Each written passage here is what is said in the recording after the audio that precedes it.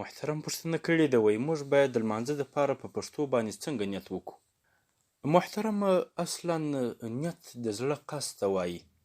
چې په زړه کې دې قصد وکړئ چې لمونځ کوم، بس د هغه یې نیت دی.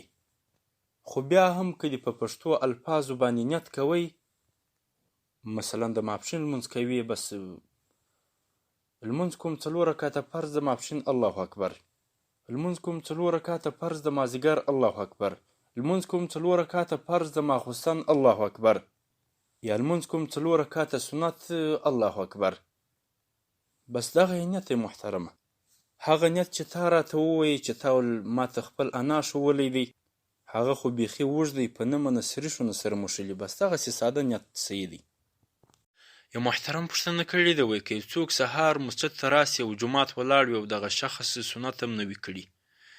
نو اوس به سنت کوي که به په جومات کې شرکت کوي؟ محترمه د مسئلې تفصیل دا دی،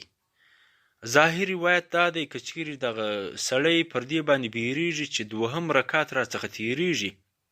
نو دغه شخص دې سنت نه کوي بلکې په جومات کې شرکت وکړي. او که چیرې پر دې باندې نه بیریدی چې 2 رکعت راڅخه تیریږي، نو بیا به سنت په یو مناسب ځای کې وکړي، بیا به په جومات کې شرکت وکړي. او ځینې فقهای کرامو دا هم ویلي دي که چیرې دغه شخص امید درلودی چې په اتحیات کې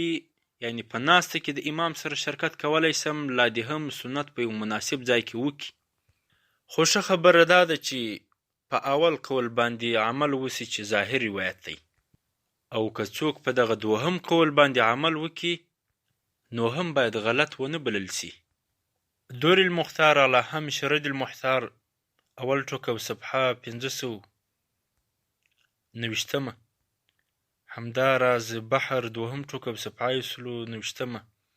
او مجموع الانهور اول ټوک او صفحه